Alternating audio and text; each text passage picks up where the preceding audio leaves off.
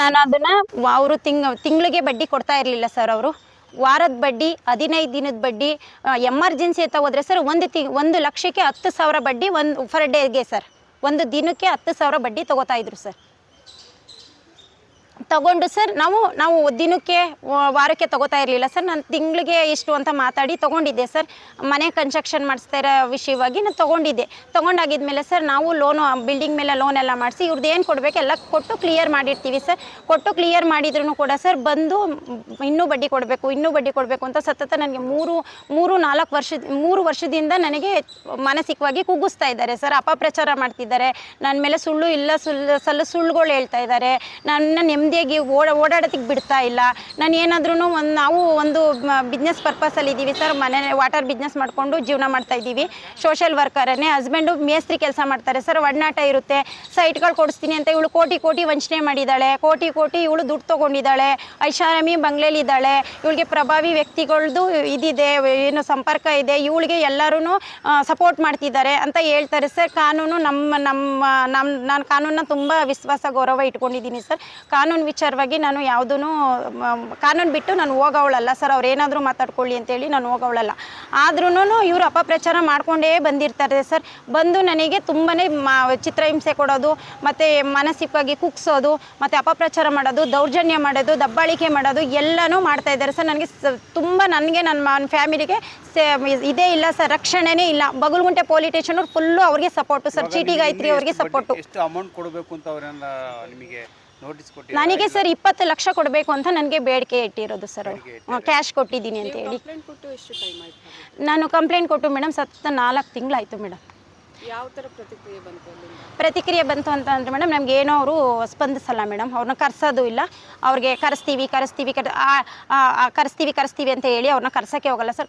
ಬರೀ ಹೇಳಿಕೆ ಕೊಡೋದಕ್ಕೇ 1.5 ತಿಂಗಳು ಟೈಮ್ ತಗೋಬಿಟ್ಟು ನಾವು ಪ್ರೆಸರ್ ಹಾಕಿ ಸರ್ ಬಂದ್ರ ಗಾಯತ್ರಿ ಅವ್ರು ಹೇಳಿಕೆ ಕೊಟ್ರ ಅಂತ ಕರೆದಾಗ ಯಾವುದು ಬಂದಿಲ್ಲ ಮೇಡಮ್, ಇವತ್ತು ಬರ್ತಾರೆ ನಾಳೆ ಬರ್ತಾರೆ ಅಂತ ನಮಗೆಲ್ಲ ಹೇಳ್ಕೊಂಡು ಸರ್ ಹಿಂಗೆ ಟೈಮ್ ವೇಸ್ಟ್ ಮಾಡಿ ನಮಗೆ ಅವರು ಹೋಗಿ ಹೇಳಿಕೆ ಕೊಡೋಕೆ ಬಂದಿದ್ದೀನ ಸರ್. ಅವ್ರು ಹೋಗಿ ವಿತಿನ್ 1 ಡೇಗೆ ನನ್ನ ಮೇಲೆ FIR ಮಾಡಿಸಿದ್ದಾರೆ ಸರ್.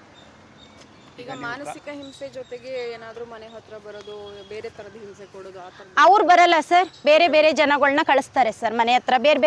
ಬೇರೆ ಕ್ರಿಯೇಟ್ ಮಾಡಿ ಊಹೆ ಎಲ್ಲ ಕ್ರಿಯೇಟ್ ಮಾಡಿ ಅವರಿಗೆ ಅವರು ಏನೇನು ಮಾತಾಡಿ ಹೇಳಿ ಕಳಿಸಿರ್ತಾರೆ ನಮ್ಮನ್ನು ಆ ಥರ ಬೀಳ್ಸ್ಕೊಳ್ಳೋ ಥರ ಒಳ್ಳೆಯವ್ರ ಥರನೇ ಬಂದು ನಮ್ಮ ಬಗ್ಗೆ ಅಪಪ್ರಚಾರ ಮಾಡೋ ಥರ ಬಂದು ನಮಗೆ ಹೊಸ ಪರ್ಸನಾಗಿ ಕಳಿಸ್ಕೊಡ್ತಾರೆ ಸರ್ ಮನೆಗಳ ಹತ್ರ. ನಾವು ಅದಕ್ಕೆ ಆನ್ಸರ್ ಮಾಡಿ ಕಳಿಸ್ತೀವಿ ಸರ್. ನ್ಯಾಯಬದ್ಧವಾಗಿ ನಾವು ಆನ್ಸರ್ ಮಾಡಿ ಕಳಿಸ್ತೀವಿ. ನನಗೆ ನ್ಯಾಯ ಬೇಕು ಸರ್.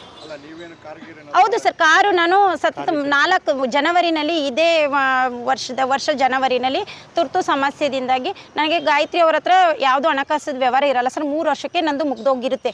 ಆದರೂ ನನಗೆ ಇವಾಗ ಮೊನ್ನೆ ಫೀಸ್ಗಳು ಕಟ್ಟಬೇಕಾಗುತ್ತೆ. ಸಮಸ್ಯೆ ಸ್ವಲ್ಪ ಜಾಸ್ತಿ ಆಗಿಬಿಡುತ್ತೆ. ಆವಾಗ ನಾನು ನನ್ನ ಕಾರು ಲೋನ್ ಇರೋ ಕಾರ್ನ ತೊಗೊಂಡೋಗಿ ಕೊಟ್ಟು 3,15,000 ನಾನು ದುಡ್ಡು ತೊಗೋತೀನಿ ಸರ್. ಗಾಯತ್ರಿ ಅವ್ರ ಹತ್ರನೇ ಕೊಟ್ಟು ಒಂದು ಲೆಟ್ರ್ ಕೂಡ ಬರ್ಸಿದ್ದೀನಿ ಸರ್. ಆ ಅಮ್ಮನ ಹತ್ರ ನನಗೆ ಒಂದು ದಾಖಲೆ ಇರಲಿ ಅಂತ ಹೇಳ್ಬಿಟ್ಟು ಒಂದು ಲೆಟ್ರ್ ಕೂಡ ಬರ್ಸಿದ್ದೀನಿ. ಆ ಕಾರ್ ವಿಚಾರವಾಗಿ ನಾನು ಕಂಪ್ಲೇಂಟ್ ಮಾಡಿದ್ದೀನಿ ಸರ್. ಗಾಯತ್ರಿ ಅವರು 3.5 ಲಕ್ಷ ರೂಪಾಯಿ ಕೊಟ್ಟಿದ್ರು ಸಹ ನನಗೆ ಕಾರ್ ಕೊಡ್ತಾ ಇಲ್ಲ ಸರ್. ಕೊಟ್ಟಿದ್ದೀನಿ ಸರ್. RTGS ಮಾಡಿದ್ದೀನಿ, ಅಮೌಂಟ್ ಕೊಟ್ಟಿದ್ದೀನಿ ಬಡ್ಡಿ ಸಮೇತ ಸರ್. 3,15,000ಕ್ಕೆ 35,000 ಬಡ್ಡಿ ಸೇರಿಸಿ 3.5 ಲಕ್ಷ ಕೊಟ್ಟಿದ್ದೀನಿ ಸರ್. ಫೆಬ್ರವರಿ ತಿಂಗಳಲ್ಲೇ ಕೊಟ್ಬಿಟ್ಟಿದ್ದೀನಿ ಸರ್. ಫೆಬ್ರವರಿ ಕೊಟ್ಟು ಮಾರ್ಚಲ್ಲಿ ಯಾವುದೇ ಥರ ನನಗೆ ಕಾರ್ ಕೊಡಲ್ಲ ಸರ್. ಅದಾಗಿದ್ಮೇಲೆ ಭಯ ಬಂತು. ನಾನು ಠಾಣೆಗೆ ದೂರು ಕೊಡೋಕೆ ಹೋದಾಗ ಮಾರ್ಚಿಂದ ಏಪ್ರಿಲ್ವರೆಗೂ ನಮ್ಮನ್ನು ಅಲಿಸ್ತಾರೆ ಸರ್. ಕಂಪ್ಲೇಂಟ್ ತೊಗೊಳ್ಳಲ್ಲ. ಏಪ್ರಿಲಲ್ಲಿ ತೊಗೊಂಡು ಸರ್ ಮೇ ಕರೆಸ್ತಾರೆ ಮೇ ಕರೆಸ್ಬಿಟ್ಟು ಹೇಳಿಕೆ ತೊಗೊತಾರೆ. ಹೇಳಿಕೆ ತೊಗೊಂಡು ಕಾರ್ ಇಲ್ಲ, ನನ್ನ ಹತ್ರ ಕಾರ್ ಕೊಟ್ಟಿಲ್ಲ, ಕಾರ್ಗೂ ನನಗೂ ಸಂಬಂಧ ಇಲ್ಲ, ಅವ್ರ ಕಾರ್ ನನಗೆ ಗೊತ್ತೇ ಇಲ್ಲ ಅಂತ ಹೇಳಿ ಹೋಗ್ತಾರೆ ಸರ್.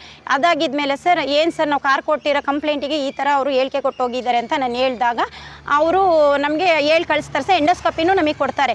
ಎಂಡೋಸ್ಕೋಪಿನ ನಾನು ತೊಗೊಂಬಂದಾಗಿದ್ಮೇಲೆ ಸರ್ ಇನ್ನು 3-4 ಡೇಸಿಗೆ ಗಾಯತ್ರಿ ಅವರ ಸ್ನೇಹಿತರಾದ ರಾಜು ಅವರು ಅಲ್ಲೇ ನಮ್ಮ ದಾಸರಳ್ಳಿನಲ್ಲಿ ಇದ್ದಾರೆ. ಅವರು ವಾಟ್ಸಪ್ ಸ್ಟೇಟಸಿಗೆ ಹಾಕ್ತಾರೆ ಸರ್, ಕಾರ್ ಸೇಲ್ಗಿದೆ, ಕಾರ್ಗೆ ಮಾರಾಟಕ್ಕಿದೆ, ಯಾರಾದರೂ ಇದ್ದರೆ ತೊಗೊಳ್ಳಿ ಅಂತ ವಾಟ್ಸಪ್ ಸ್ಟೇಟಸ್ಗೆ ಹಾಕಿದಾಗ ಸರ್ ಅದನ್ನು ಸ್ಕ್ರೀನ್ಶಾಟ್ ತೊಗೊಂಡೋಗಿ ಮತ್ತೆ 3-4 ಡೇಸ್ ಹೋಗಿ ರಾಜು ಮೇಲೆ ಗಾಯತ್ರಿ ಮೇಲೆ ಮತ್ತೊಂದು ದೂರು ಕೊಡ್ತೀನಿ ಸರ್. ಇವಾಗ ನೀವು ಕಾರ್ ಅವರಿಗೆ ಅಡ ಇಡಬೇಕಾದ್ರೆ ಡಾಕ್ಯುಮೆಂಟ್ 29 ಫಾರಮ್ಗೆ ಸೈನ್ ಮಾಡಿ ಕೊಟ್ಟಿದ್ದೀರಾ? ಸೈನ್ ಮಾಡಿ ಕೊಟ್ಟಿದ್ದೆ ಸರ್. ನಾನು ಕೊಟ್ಟಿದ್ದೆ. ಅಂದರೆ ಒಂದು ಲೆಟ್ರ್ ಬರ್ಸ್ಕೊಂಡಿದ್ದೀನಿ ಸರ್. ಲೆಟ್ರ್ ಬರ್ಸ್ಕೊಂಡು ಅಕ್ಕ ನಾನು ಬಿಡಿಸ್ಕೊತೀನಿ ತುರ್ತು ಸಮಸ್ಯೆಗೆ ಅವರೇನೆ ಸರ್ ಎಲ್ಲ ಪ್ಲಾನ್ ಮಾಡಿ ನಮ್ಮ ಹತ್ರ ಕಾರ್ ಇಸ್ಕೊಂಡು ನಮ್ಮ ಹತ್ರ 29 ಫಾರಮ್ಗೆ ಸಿಗ್ನೇಚರ್ ಮಾಡಿಕೊಡ್ಸ್ಕೊಂಡು ಇಟ್ಕೊಂಡ್ರು ಸರ್. ನಮಗೆ ಪ್ರೀ ಪ್ಲಾನ್ ಅಂತ ಗೊತ್ತಾಗಲಿಲ್ಲ ಸರ್. ನಮಗೆ ಪ್ರಾಬ್ಲಮ್ ಇರೋದಕ್ಕೆ ನಾವು ಬಿಡಿಸ್ಕೋಬೋದು ಅನ್ನೋ ಇದಕ್ಕೆ ನಾವು ಇಟ್ವಿ ಸರ್. ಸಮಸ್ಯೆ ಇರೋದಕ್ಕೆ ಅವತ್ತು ಎಮರ್ಜೆನ್ಸಿ ನಂಗೆ ತುಂಬ ಮಕ್ಕಳನ್ನ ಸ್ಕೂಲಿಂದ ಆಚೆ ನಿಲ್ಲಿಸಿದ್ರು ಸರ್. ಹಾಗಾಗಿ ನಾನು ಆ ಸಮಸ್ಯೆಗೆ ನಾನು ಇಟ್ಟೆ ಸರ್. ಆಮೇಲೆ ನಾನು ಕಮಿಷನರ್ ಆಫೀಸ್ಗೂ ನಾನು ಕಂಪ್ಲೇಂಟ್ ಮಾಡಿದ್ದೀನಿ ಸರ್ ಅವ್ರ ವಿರುದ್ಧ. ಅವ್ರಿಗೆ ಸಪೋರ್ಟು ಸರ್ ಈ ಜಯಶ್ರೀ ಅವರು ಅಪೂರ್ವ ಮೇಕವರ್ ಅಕಾಡೆಮಿ ಜಯಶ್ರೀ ಅವರು ಸೆಲೂನ್ ಕಟ್ಟಿದ್ದು ಕೂಡ ನಮ್ಮ ಯಜಮಾನ್ರೇನೆ ಸರ್. ಅವ್ರು ಪಾರ್ಲರ್ ಕಟ್ಟಿದ್ದು ಕೂಡ ನಮ್ಮ ಯಜಮಾನ್ರೆ. ಹಾಗಾಗಿ ಅವ್ರಿಗೂ ಒಂದು 28 ಲಕ್ಷ ಅವ್ರು ಕೊಟ್ಟಿರೋದು 10 ಲಕ್ಷ ಆದರೆ ಸರ್ 20 ಲಕ್ಷ ಬಡ್ಡಿ ಕಟ್ಟಿದ್ದೀನಿ ಸರ್. ನಾನು 20 ಲಕ್ಷ ಬಡ್ಡಿ ಕಟ್ಟಿದ್ರು ಸಹ ಅವ್ರೂ ಇವಾಗ ರಾಜು ಅವರು ಗಾಯತ್ರಿ ಅವರು ಹೇಳಿಕೆ ಕೊಡೋಕೆ ಬಂದಾಗ ರಾಜು ಮೇಲೆ ನಾನು ಕಂಪ್ಲೇಂಟ್ ಮಾಡ್ತೀನಿ ವಾಟ್ಸಪ್ಪಲ್ಲಿ ಕಾರು ಹಾಕಿದ್ದಾರೆ ಅಂದ್ಬಿಟ್ಟು ರಾಜು ಮೇಲೆ ಕಂಪ್ಲೇಂಟ್ ಕೊಟ್ಟಾಗ ಹೇಳಿಕೆಗೆ ಬಂದಾಗ ಇವರೆಲ್ಲ ಕ್ರಿಯೇಟ್ ಮಾಡ್ತಾರೆ ಸರ್. ನನಗೆ ಅಲಿಗೇಷನ್ ಮಾಡ್ತಾರೆ ಸರ್. ಪೊಲೀಸ್ ಸ್ಟೇಷನಲ್ಲಿ ಯಾವುದು ನನಗೆ ದೂರ ತೊಗೊಳ್ಳೋದು ನಾನು ಮಾತಾಡೋಕ್ಕೆ ಕಾಲಾವಕಾಶನೇ ಕೊಡಲ್ಲ ಸರ್. ಕಾಲಾವಕಾಶ ಕೊಡ್ದಂಗೆ ಎಲ್ಲರೂ ನನಗೆ ಬಾಯಿಗೆ ಬಂದಂಗೆ ಮಾತಾಡ್ತಾರೆ ಸರ್. ಸಂಘಟನೆ ಜೈ ಭೀಮ್ ಅಂಬೇಡ್ಕರ್ ಸೇನೆ ಕಿರಣ್ ಅವರು ಬಂದು ಕಮ್ಗೋನಹಳ್ಳಿಲಿ ಇರೋದು ಕಿರಣ್ ಅವರು ಬಂದು ಪ್ರಭಾವಿ ವ್ಯಕ್ತಿಗಳನ್ನ ಇದು ಮಾಡ್ತಿದ್ದಾರೆ. ಥರ್ಡ್ ಕ್ಲಾಸ್ ಅಂತ ಕೆಟ್ಟದಾಗಿ ನನ್ನನ್ನು ಮಾತಾಡಿದ್ದಾರೆ ಸರ್. ಸೈಟ್ ಕೊಡಿಸ್ತೀನಿ ಕೋಟಿಗಟ್ಟಲೆ ದುಡ್ಡು ಮಾಡ್ಕೊಂಡು ಐಷಾರಾಮಿ ಮನೇಲಿದ್ದಾಳೆ ಅಂದ್ಬಿಟ್ಟು ನಂದು ಎಲ್ಲ ಫುಲ್ ಪ್ರಚಾರ ಮಾಡಿದ್ದಾರೆ ಸರ್. ನಮಗೆ ಮಾನಸಿಕವಾಗಿ ಅನ್ಯಾಯ ಆಗಿದೆ ಸರ್. ಮಾನಸಿಕವಾಗಿ ಕುಗ್ಗಿದ್ದೀನಿ ಇವತ್ತು ನಾನು. ನಮ್ಮ ಯಜಮಾನ್ರಿಗೂ ನನ್ನ ಮಕ್ಕಳಿಗೂ ಯಾವುದೇ ಥರ ನನಗೆ ಸೇಫ್ ಝೋನ್ ಇಲ್ಲ ಸರ್. ನನಗೆ ದಯವಿಟ್ಟು ನನಗೆ ರಕ್ಷಣೆ ಬೇಕು. ಅನ್ಯಾಯ ಆಗಿರೋದು ಅವ್ರಿಗಲ್ಲ ಸರ್, ಅನ್ಯಾಯ ಆಗಿರೋದು ನನಗೆ. 20 ವರ್ಷ 25 ವರ್ಷದಿಂದ ಕಷ್ಟಪಟ್ಟಿದ್ದೀನಿ ಸರ್. ಆ ಪ್ಲೇಸಿಗೆ ಬರಬೇಕು ಅಂದಾಗ ನಾನು 20 ದಿನಗಳ ಕಾಲ ಅವರು ಒಂದೇ ದಿನಕ್ಕೆ 2 ಅವರ್ಗೆ FIR ಮಾಡಿಸ್ಬಿಟ್ಟು ಸ್ಟೇಷನ್ನಲ್ಲಿ ಬರ್ದಿರೋ ಥರ ಮಾಡ್ಕೊಂಡು ನಾನು ಕಾಲಾವಕಾಶ ಕೊಡಲ್ಲ ಸರ್. ದಾಖಲಾತಿಗಳನ್ನ ಕೊಟ್ಟು ತೋರಿಸಿ ಎಲ್ಲ ಬಂದಿದ್ರು ಕೂಡ ನಮ್ಮ ಮೇಲೆ FIR ಮಾಡ್ತಾರೆ ಸರ್. FIR ಮಾಡಿದ್ರು ನಮಗೆ 20 ದಿನಗಳ ಕಾಲ ಇವಳು ಬಂದು ನಿಲ್ತಾಳೆ, ಇವಳು ಬಂದು ನಮಗೆ ಅಪೋಸ್ ಮಾಡ್ತಾಳೆ ಅಂತ 20 ದಿನಗಳ ಕಾಲ ನಮ್ಮನ್ನ ಕಟ್ಟಾಕ್ತಾರೆ ಸರ್. ಎಲ್ಲೂ ಹೋಗೋಕ್ಕೆ ನಮ್ಗೆ ಅವಕಾಶ ಆಗಿರಲ್ಲ ಸರ್. ಹಾಗಾಗಿ ನನಗೆ ನ್ಯಾಯ ಬೇಕು ಸರ್. ದಯವಿಟ್ಟು ನಾನು ನಿಮ್ಗಳ ಹತ್ರ ಕೇಳ್ಕೊಳ್ಳೋದು ಮನೆಗೂ ತಿಳಿಸಿ ಸರ್. ನನಗಾಗಿರೋ ಅನ್ಯಾಯ ಇನ್ನೊಬ್ಬ ಹೆಣ್ಮಗಳಿಗೂ ಆಗಬಾರ್ದು ಸರ್. ಇದೀವಿ ಸರ್. ಕಾರಣಾಂತರಗಳಿಂದ ನಾವು ಈ ಬಗಲ್ಗುಂಟೆ ಸುಮಾದ ನಾನು ಭೈರವೇಶ್ವರ ನಗರದಲ್ಲಿ ಇದೇ 25 ವರ್ಷ ಸತತ 25 ವರ್ಷದಿಂದ ನಾವು ಅಲ್ಲಿ ವಾಸವಾಗಿದ್ದೀವಿ ಸರ್. ನಾವು ಬೇರೆ ಏರಿಯಾದಲ್ಲಿಲ್ಲ ಸೊ ಒಂದೇ ಊರಿಂದ ಬಂದವರು ಬೆಂಗಳೂರಲ್ಲೇ ನಾವು ಅದೇ ಏರಿಯಾದಲ್ಲಿ ಅದೇ ರೋಡಲ್ಲಿ ಇರ್ತೀನಿ ಕೂಡ ಸರ್. ನನಗೆ ಸಮಯ ಸಂದರ್ಭ ಅಂದಾಗ ಸರ್ ಇವರು ಚೀಟಿ ಗಾಯತ್ರಿ ಬಡ್ಡಿ ವ್ಯವಹಾರ ಮಾಡ್ತಾರೆ ಸರ್ ಅವರು. ಹಾಗಾಗಿ ಒಡನಾಟ ನನಗೊಂದು 6-7 ವರ್ಷದಿಂದ ಒಡನಾಟ ಇರುತ್ತೆ ಸರ್. ಹಾಗಾಗಿ ಎಮರ್ಜೆನ್ಸಿ ಅಂತಂದರೆ ಹೋಗ್ತೀನಿ ಸರ್, ಕೇಳ್ತೀನಿ, ತೊಗೋತೀನಿ, ಕಟ್ಟಿರ್ತೀನಿ ಕೂಡ ಸರ್. ಆನ್ಲೈನ್ ಮುಖಾಂತರನೇ ಎಲ್ಲ ಪೇಮೆಂಟು ಕೂಡ ಕೊಟ್ಟಿರ್ತೀನಿ ಸರ್. ಅವರು ಯಾವುದು ಕ್ಯಾಶ್ ಕೊಡಲ್ಲ ಸರ್. ಅವ್ರಿಗೆಲ್ಲ ಎಜುಕೇಟೆಡು ಮನೇಲೇ ಕೂತ್ಕೊಂಡು ಬಡ್ಡಿ ವ್ಯವಹಾರ ಚೀಟಿ ವ್ಯವಹಾರ ಒಂದು ತಿಂಗಳಿಗೆ 5 ಲಕ್ಷ ಅವರು ಇನ್ಕಮ್ ನೋಡಿಕೊಂಡು ಮನೇಲೇ ಕೂರ್ತಿರ್ತಾರೆ ಸರ್. ಅವ್ರಿಗೆ ಫ್ಯಾಮಿಲಿ ಬ್ಯಾಕ್ಗ್ರೌಂಡ್ ಅಷ್ಟು ಸಪೋರ್ಟ್ ಇಲ್ಲ. ಅವ್ರಿಗೆ ಬೇರೆ ಬ್ಯಾಕ್ಗ್ರೌಂಡ್ಗಳು ತುಂಬ ಇದ್ದಾವೆ ಸರ್. ನೀವು 10 ಲಕ್ಷ ಕೂಡ ಅಮೌಂಟ್ ತೊಗೊಂಡಿದ್ರಿ, ಅದಕ್ಕೆ ಬಡ್ಡಿ ಎಷ್ಟು ಕಟ್ಟಿದ್ದೀರಿ? ಯಾವ ಕಾರಣ ಎಷ್ಟು ಕಟ್ಟಿದ್ದೀರಿ? 10 ಲಕ್ಷಕ್ಕೆ ಸರ್ ನಾನು 15 ಲಕ್ಷ ಬಡ್ಡಿ ಕಟ್ಟಿದ್ದೀರಿ. ಆನ್ಲೈನ್ ಪೇಮೆಂಟ್ ಅಲ್ಲಿ ತೋರಿಸಿದ್ವಿ ಸರ್. ಬಗಲ್ಗುಂಟೆಯಲ್ಲಿ ಭೈರವೇಶ್ವರನಾಗಿರೋದು ಅದೇ ಸುಮಾ ಮಾತಾಡ್ತಾ ಇದ್ದೀನಿ. ಅದೇ ಅವ್ರು ಏನು ಅನ್ಯಾಯವಾಗಿ ಅಪಪ್ರಚಾರ ಮಾಡಿದ್ದಾರೆ ಅವರಿಗೆ ನಾನು ಇದನ್ನ ರಿಪ್ಲೈ ಆಗಿ ತಗೋತೀನಿ. ಜೈ ಭೀಮ್ ಕಿರಣ್ ಅವ್ರಿಗೆ ಹೇಳ್ತಿದ್ದೀನಿ, ಬೇರೆ ಹೆಣ್ಮಕ್ಳಿಗೆ ದಯವಿಟ್ಟು ಈ ಥರ ಮಾಡಬೇಡಿ, ಸುಸೈಡ್ ಮಾಡ್ಕೊಳ್ಳೋ ಚಾನ್ಸಸ್ ಇರುತ್ತೆ. ನೀವು ನನಗೆ ಹೇಳ್ತಾ ಇದ್ದೀರಾ, ಯಾಕೆಂದರೆ ನಾನು ಕಾನೂನು ಮುಖಾಂತರ ಎಲ್ಲ ಕರೆಕ್ಟಾಗಿ ಕೊಟ್ಟಿರೋದ್ರಿಂದ ನನಗೆ ಭಯ ಇಲ್ಲ. ಯಾಕೆಂದರೆ ನನಗೆ ಫಸ್ಟು ಕಾನೂನಿಗೆ ನಾನು ಗೌರವ ಕೊಡ್ತೀನಿ. ಆದರೆ ನೀವು ಬೇರೆ ಹೆಣ್ಮಕ್ಳ ಬಗ್ಗೆ ದಯವಿಟ್ಟು ಅಪಪ್ರಚಾರ ಮಾಡಬೇಡಿ. ಒಂದು ಸೈಡ್ ನೋಡ್ಕೊಂಡು ಯಾವತ್ತೂ ಹೋಗ್ಬಿಡಿ, 2 ಸೈಡು ನೋಡ್ಕೊಂಡು ದಯವಿಟ್ಟು ನ್ಯಾಯ ಮಾತಾಡಿ ಅಂತ ನಾನು ಕೇಳ್ಕೊತೀನಿ ಸರ್.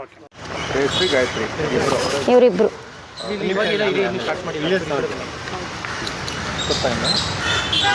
ಬರ್ತಾ ಇದೆಯಾ ಸರ್? ಅದು ಆಗಲ್ಲ ಇಲ್ಲಿ ಬಿಡಿ. ಆಗುತ್ತೆ ಸರ್. ನೀವು 2-3 ಹಿಡ್ಕೊಳ್ಳಿ.